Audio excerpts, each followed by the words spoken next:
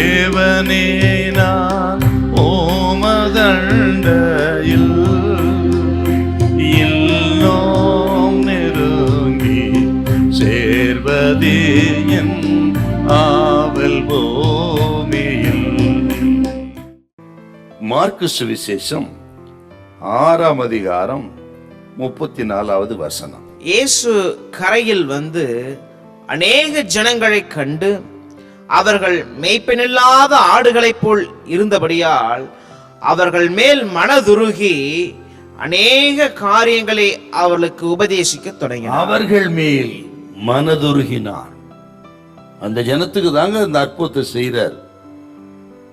இயேசு மனதுருகினார். இந்த மனதுருகினார் என்ற வார்த்தை அதுக்கு அரமேயு பாஷையில் அந்த காலத்துல ஆண்டவர் இயேசு அந்த காலத்தில் இருந்தவங்க பேசின மொழி அரமேக் பாஷை. அதுல இந்த மனதுருக்கம் என்கிற வார்த்தைக்கு என்ன அர்த்தம்னா, பசியோடு இருக்கிற ஒரு குழந்தை மேல் ஒரு தாய்க்கு உண்டாகிற உருக்கம், இரக்கம், அன்பு. அதுதாங்க ஆண்டவர் இயேசுவிடத்திலே இருந்த இரக்கம், மனதுருக்கம் அப்படின்னு இருக்குதுங்க. ஆண்டவருடைய மனதுருக்கம்னா எத்தனை ஆச்சரியமானது. பசியாயிருக்கிற அந்த ஜனங்கள் மேல் ஒரு தாய்க்கு குழந்தையின் மேல் இருக்கிற உருக்கத்தை போல் மனம் முருகினார் இயேசு. ஒருவேளை நீங்க அப்படிப்பட்ட ஒரு தாகத்தோடு இருக்கலாம், பசியோடு இருக்கலாம், பல நிலைகளை ஏக்கத்தோடு இருக்கலாம். இதுக்கு ஆண்டவர் சொல்லுகிறார், கண்டும் காணாமலும் போகிற தேவனை நீங்கள் ஆராதிக்கவில்லை, உங்கள் மேல் மனதுருகி உங்களுக்கு இரக்கம் செய்கிற ஆண்டவர் வந்திருக்கிறார்.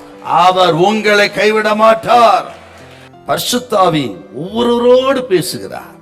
இந்த மனதுருகினார்னா என்ன அர்த்தம் நினைக்கிறீங்க நீங்க?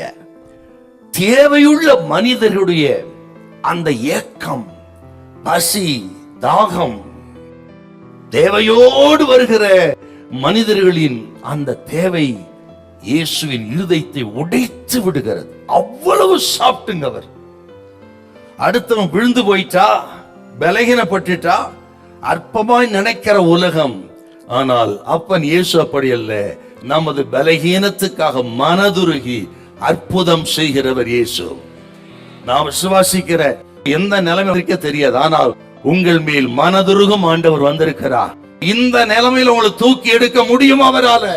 அதல பாதாளத்தில் விழுந்திருந்தாலும் சரி, இனி எழும்பவே முடியாத நிலைமைக்கு நீங்கள் விழுந்து போயிருந்தாலும் சரி, கர்த்தர் சொல்லுகிறார், உன்னை எங்கே இருந்து தூக்கி எடுக்கவும், உன்னை ஆதரிக்க ரத்தத்தால் கழுவி சுத்தம் பண்ணி உன்னை பரிசுத்தப்படுத்த அவரால் ஆகும். உண்மையில் மனதுருகம் ஆண்டவர் வந்திருக்கிறார்.